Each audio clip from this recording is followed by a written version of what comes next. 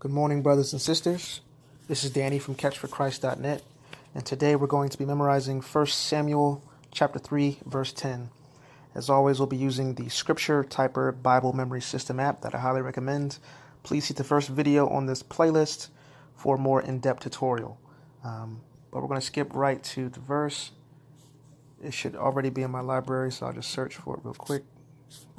1 Samuel.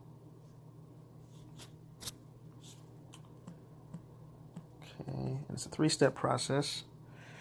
The first step is type it. When you type it, you're just typing the first letter of each word, and the entire word should change from gray to black. So the Lord came and stood there, calling as at the other times, Samuel, Samuel. Then Samuel said, Speak, for your servant is listening. 1 Samuel 3:10. Now, I recommend that you do that first step at least 3 times. Then when you get that down, the second step is memorize it. Now the app is going to take away half the words, and you're essentially filling in the blanks. But you're still only hitting the first letter of each word, even if the word is not visible. The Lord came and stood there, calling as at the other times, Samuel, Samuel. Then Samuel said, Speak, for your servant is listening. 1 Samuel 3:10. We'll do that step 3 times, and then the last step is master it. You're going to type the verse without any on-screen helps, and you're still only typing the first letter of each word. The Lord came and stood there, calling as at the other time, Samuel, Samuel. Then Samuel said, Speak, for your servant is listening. 1 Samuel 3:10.